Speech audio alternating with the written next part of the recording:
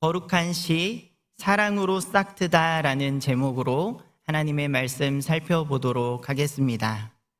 사랑하는 우리 원동교회 성도 여러분, 여러분은 살아가면서 누군가와 약속을 해보신 적 있으십니까? 가까이는 가족과의 약속, 조금 더 확장하면 주변 사람들 혹은 회사 같이 어떤 계약 관계 안에서도 우리는 늘 약속을 하면서 살아가고 있습니다. 심지어 우리 자신과 약속을 하면서 우리의 삶과 우리의 신앙에 대한 다짐을 다시 하곤 합니다. 이렇게 약속을 한 번도 안 해본 사람 당연히 아무도 없을 것입니다. 그런데 우리 사람이 하는 약속에는 늘 한계가 있습니다. 인간이라는 연약함과 본성, 즉 죄성과 여러 가지 상황, 환경 때문에 우리는 100% 그 약속을 지키는 것은 불가능합니다. 심지어 금방 잊어버리는 것이 우리의 존재라는 것이죠. 하지만 한번 약속하면 절대로 잊지 않으시고 무조건 지키시는 분이 계십니다. 누구일까요? 바로 우리 하나님이시죠. 하나님께서 당신의 백성들을 다루시는 방법은 약속입니다. 언약이라고도 표현을 하는데요.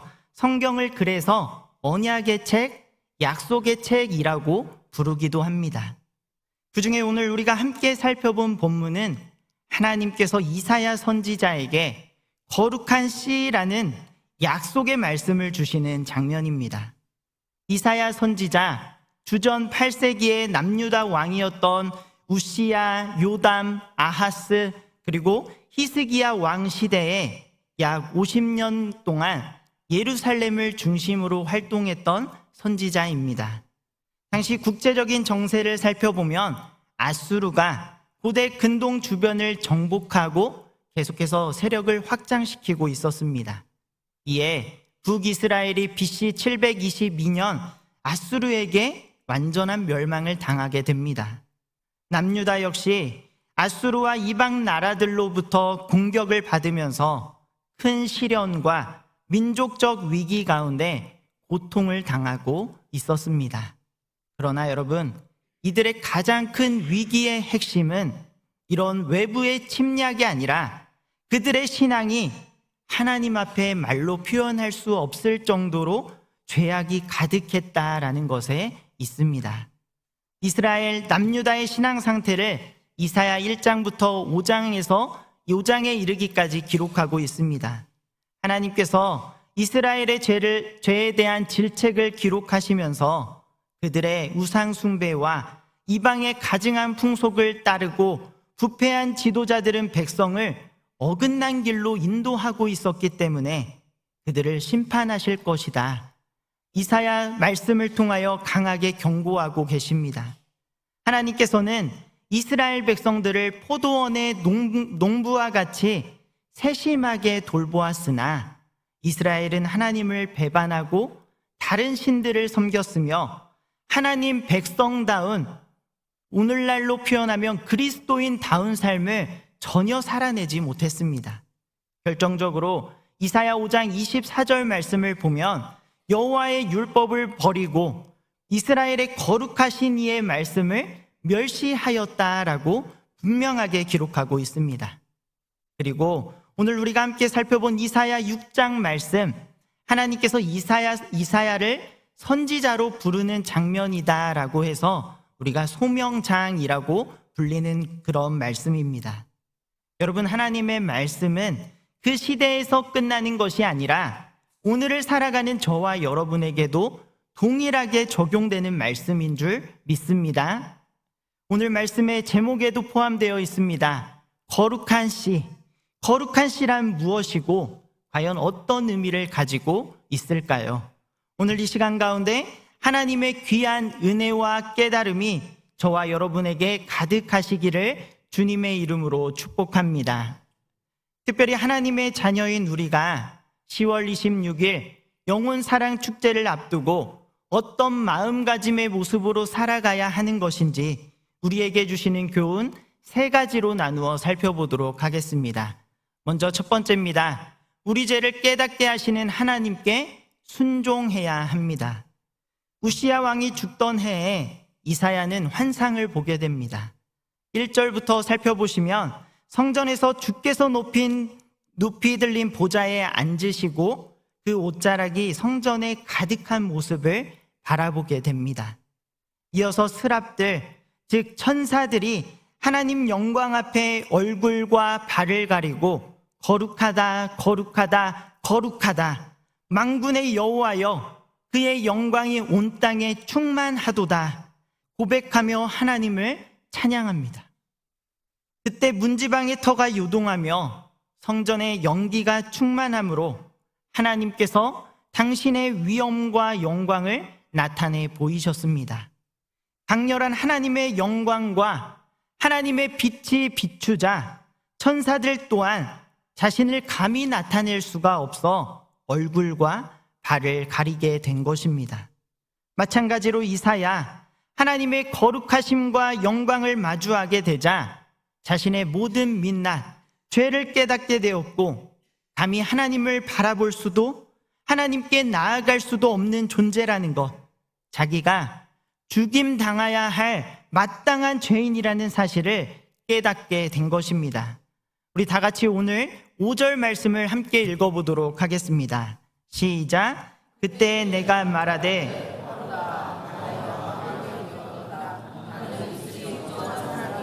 나는 입술이 부정한 백성 중에 거주하면서 만군의 여호와이신 왕을 배었음이로다 하였도라.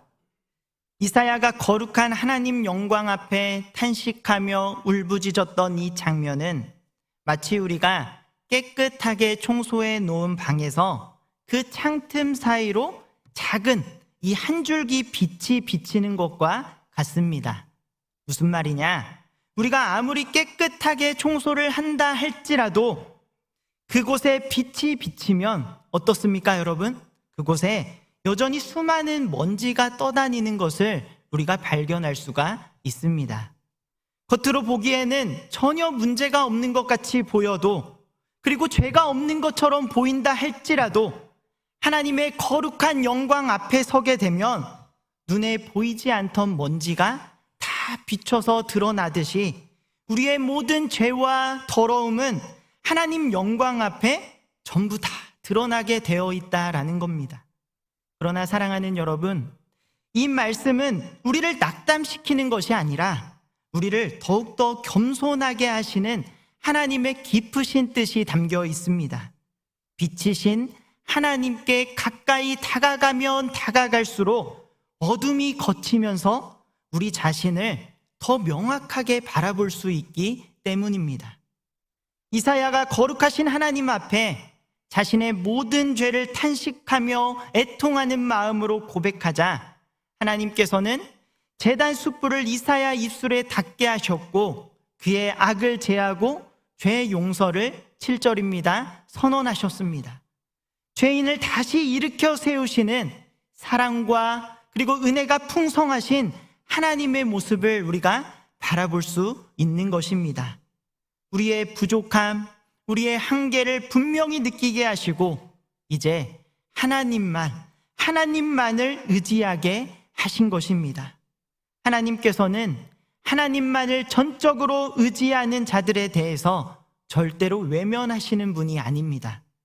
이 모든 것을 경험한 뒤 이사야는 이제 주님을 위하여 사명을 감당하겠습니다. 놀라운 고백으로 하나님을 찬양하게 됩니다.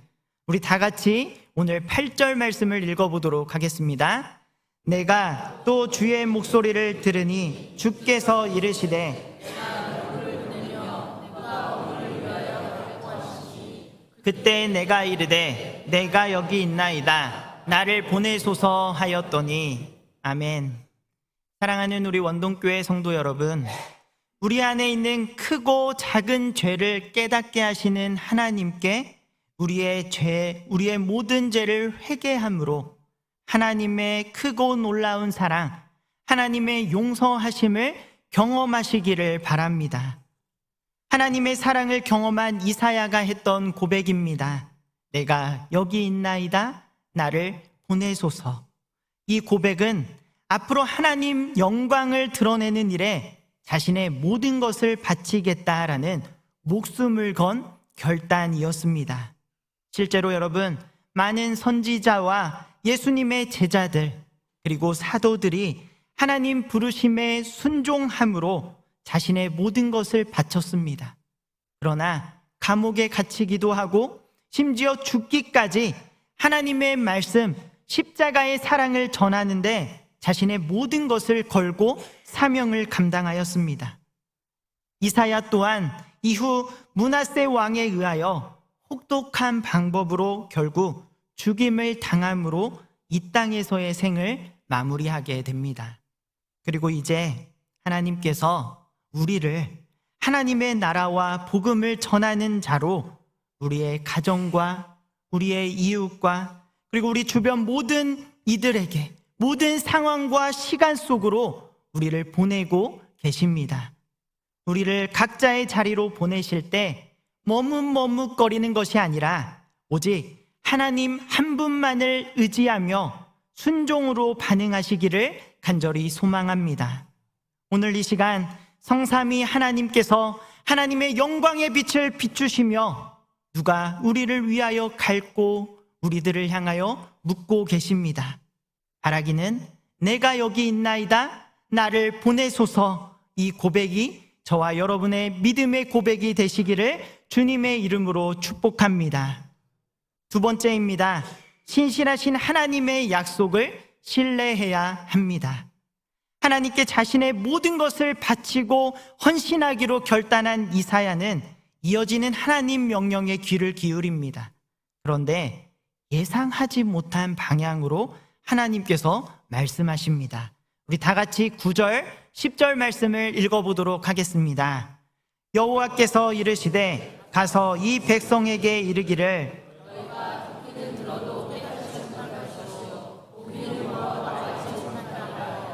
이 백성의 마음을 둔하게 하며 그들의 귀가 막히고 그들의 눈이 감기게 하라. 염려하건대 그들이 눈으로 보고 귀로 듣고 마음으로 깨닫고 다시 돌아와 고침을 받을까 하노라 하시기로. 여러분, 보통 하나님께서 선지자를 부르시고 사명을 주실 때는 이스라엘의 회복과 그리고 번영을 약속해 주시는 것이 일반적입니다.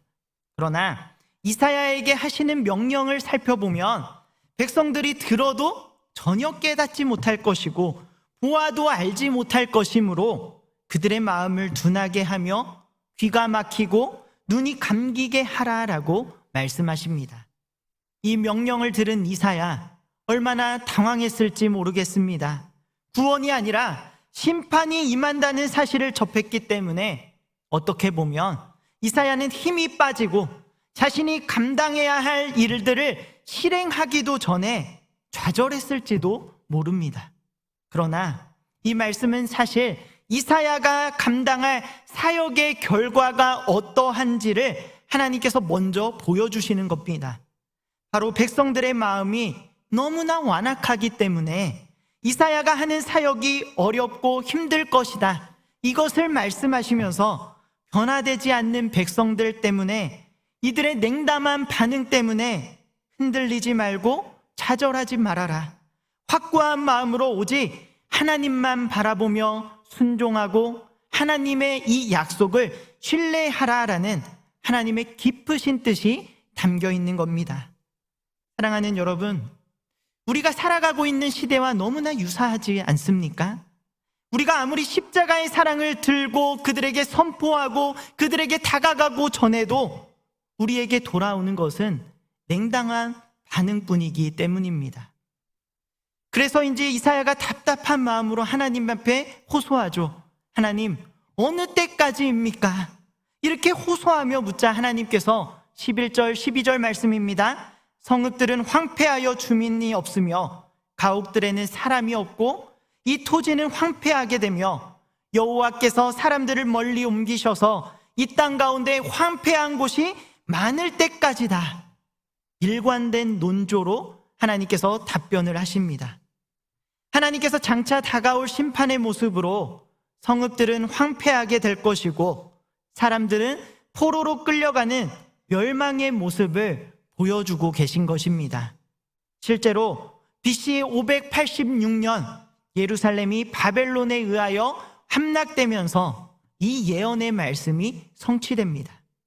그러나 사랑하는 여러분, 우리들이 기억해야 할 것은 하나님은 죄에 대해서 분명히 심판하시는 공의의 하나님이시지만, 그러나 동시에 피할 길을 마련하시고 우리를 따뜻하게 품어주시는 사랑의 하나님이라는 사실입니다. 13절을 바라보실까요? 나무가 배임을 당하여도 그루터기는 어떻게 되어 있다 말씀하시죠? 남아있다라고 말씀하십니다. 여러분, 나무는 하나님 나라 백성을 상징합니다. 이 말씀은 결국 자신의 백성들을 회복하시겠다, 하나님의 선하신 뜻과 하나님의 놀라운 사랑을 보여주는 하나님의 약속의 말씀입니다. 여러분, 그루터기는 나무가 완전히 잘려나가고 땅에 박힌 뿌리만, 소위 우리가 말하는 나무 밑둥만 남은 것입니다. 그런데 그 뿌리 깊은 곳까지 완전히 파내어 버리지 않는 한 길고 추운 겨울을 견디어내고 따뜻한 봄을 맞이할 때 주변에 있는 모든 나무와 풀들이 새싹을 틔우듯 죽은 것으로 보이는 이 나무 밑동에서 새로운 싹이 올라온다라고 합니다. 이렇게 하나님께서 분명한 회복의 약속을 주셨고, 우리는 어떻게 해야 되겠습니까? 이 언약, 이 약속의 말씀을 신뢰해야만 합니다. 여러분, 지금 우리가 살고 있는 이 시대와 그리고 우리 각자가 처한 이 상황들이 너무나 답답하고 힘들고 한치 앞도 보이지 않는다 할지라도, 하나님께서는 하나님의 방법과 하나님의 때에 분명히 회복의 길로 우리를 이끌어 주시고 하나님의 방법으로 역사해 주십니다. 무조건 이루어 주시는 하나님의 크고 놀라운 이 회복의 약속을 신뢰하는 우리 원동의 모든 권속들이 되시기를 주님의 이름으로 축복합니다. 또한 하나님께서 13절 후반절에서 거룩한 씨가 이 땅에 그루터기다라고 말씀하셨습니다. 오늘 이 거룩한 씨란 과연 무엇이겠습니까? 거룩한 씨에 대해서 우리가 더 깊게 살펴보도록 하겠습니다. 이것이 우리가 하나님의 자녀로 어떻게 살아야 하는가, 우리에게 주시는 마지막 세 번째 교훈입니다. 거룩한 씨의 열매가 되어 하나님의 사랑을 전해야 합니다. 우리 13절 말씀 다시 한번 큰 목소리로 읽어보도록 하겠습니다. 그 중에 10분의 1이 아직 남아있을지라도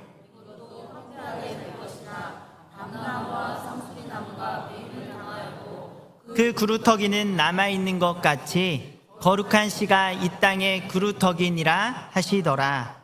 아멘. 여러분, 이 13절 말씀 한번 바라보실까요? 절망과 소망이 공존하고 있는 말씀입니다. 그 중에 10분의 1이 아직 남아있을지라도 이것이 황폐하게 될 것이다.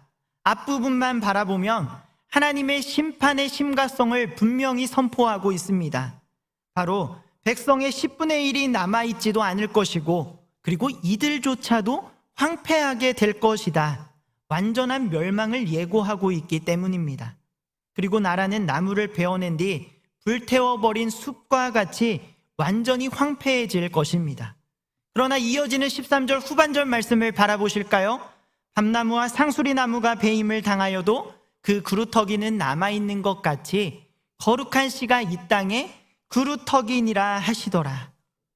회복할 수 없을 것 같았던 이 완전한 황폐함, 그리고 이 절망이 이스라엘 백성들을 완전히 덮어버릴 것이지만, 언약으로 관계 맺은 하나님과 그의 백성은 절대로 끊어질 수 없다라는 것을 분명하게 선포하고 있습니다. 만약 하나님께서 이스라엘 그리고 남유다 백성들을 그저 방치하셨다면, 하나님 앞에 계속해서 우상 숭배를 포함하여 죄악이 극심해져서 자신들의 뜻대로, 즉 세상의 방법으로 세상 가운데 소망을 두며 완전히 하나님을 잊어버리고 말았을 것입니다. 그러나 하나님은 자신의 백성이 그렇게 되도록 방치하시는 분이 절대로 아니시죠. 언약을 통해 관계를 맺으시고 그리고 회복하셨던 하나님께서 이방 민족을 통하여 완전히 멸하는 혹독한 정화 작업으로 자신들의 그 민낯과 죄악과 이 모든 것들을 돌아보게 하시며 다시금 이제 세상이 아니라 나 자신이 아니라 오직 하나님만을 바라보고 하나님만을 의지하도록 역사하시는 것입니다. 그런 점에서 13절 말씀, 죄로 물들어진 나무가 베어졌다라는 점에서 멸망적 의미가 담겨 있으나 궁극적으로는 그루터기라는 거룩한 씨가 남아있다라는 소망과 회복이 담긴 희망의 말씀이 이것입니다. 사랑하는 우리 원동교회 성도 여러분, 지금부터 오늘 말씀의 가장 핵심입니다.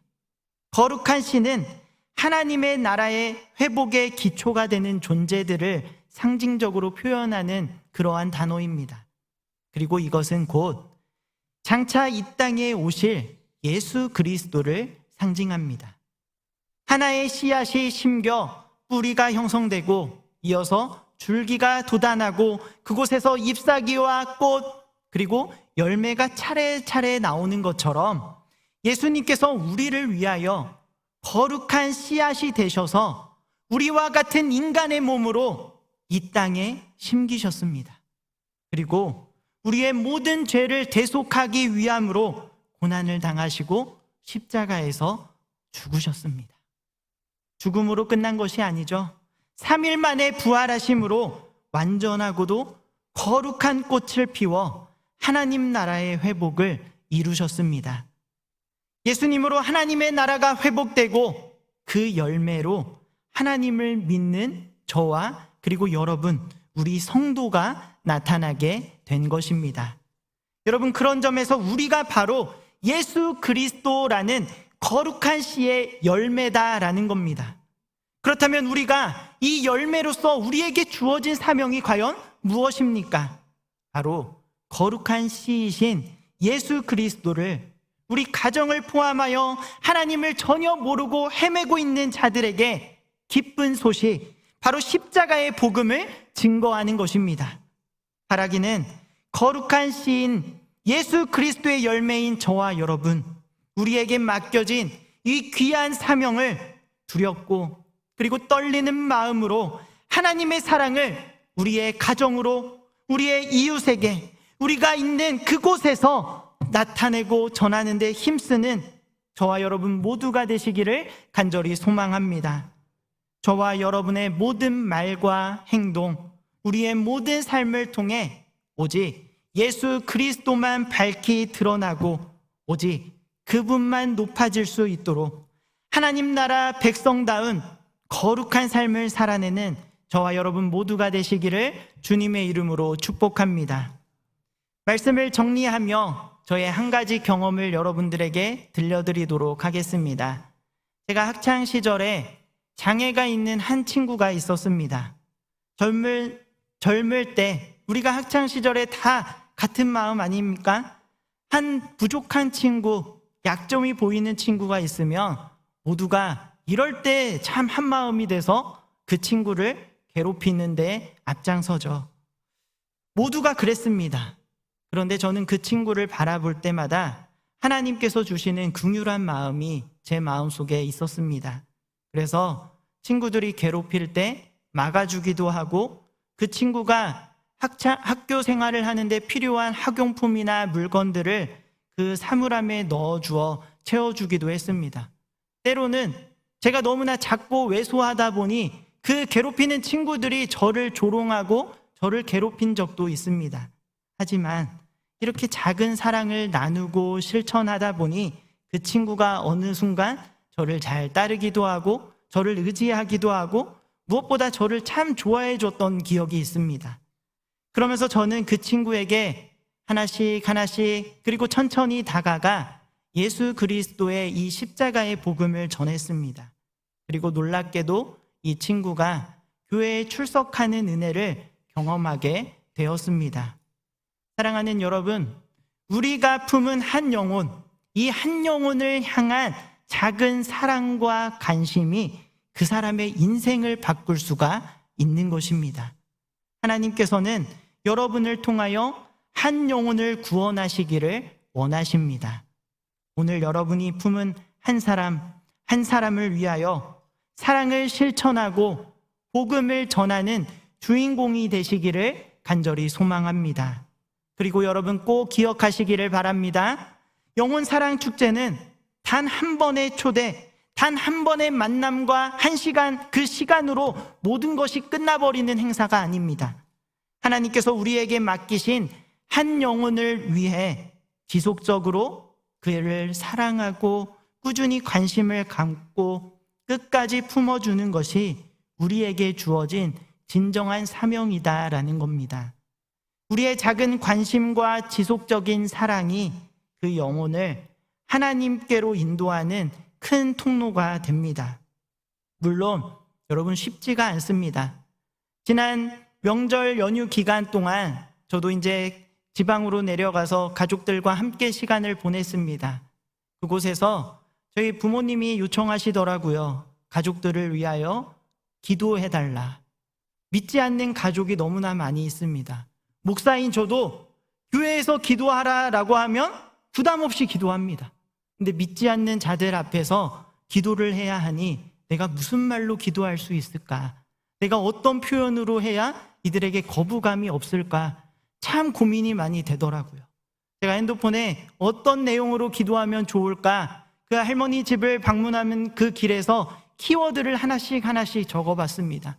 남는 키워드 딱 한 가지뿐이더라고요. 무엇이겠습니까? 바로 예수 그리스도입니다. 예수 그리스도의 사랑과 그의 희생과 그의 대속적인 그 은혜 말고는 제가 믿지 않는 그 가족들에게 할 수 있는 말이 없었습니다. 화려한 언어 필요 없습니다. 어떠한 선물 공세 필요 없습니다. 여러분, 오직 예수 그리스도입니다. 예수 그리스도, 이 십자가의 사랑과 복음을 들고 여러분이 품은 그 한 영혼을 향하여 나아가시기를 바랍니다. 오늘 이사야 말씀처럼 하나님께서 우리 모두에게 누가 우리를 위하여 갈꼬라고 지금 묻고 계십니다. 영혼 사랑 축제를 앞두고 여러분은 누구를 마음속에 품고 계십니까? 여러분의 가족입니까? 여러분의 친구입니까? 여러분의 직장 동료입니까? 아니면 오랫동안 교회에 나오지 않았던 우리 원동의 성도님 한 사람입니까? 그 사람들을 떠올려 보시기 바랍니다. 하나님께서 그 한 영혼을 위하여 여러분을 불러주셨고 이제 오늘 이사야처럼 여러분을 그곳을 향하여 보내고 계십니다. 바라기는 내가 여기 있나이다. 주여 나를 보내소서. 이 고백이 우리 모두의 믿음의 고백이 되기를 간절히 소망합니다. 오늘 말씀을 통하여 여러분 하나님께 순종하시고 하나님의 신실한 약속을 신뢰하시고 거룩한 씨의 열매로서 오직 예수 그리스도 십자가의 사랑을 전하는 저와 여러분 모두가 되시기를 주님의 이름으로 축복합니다.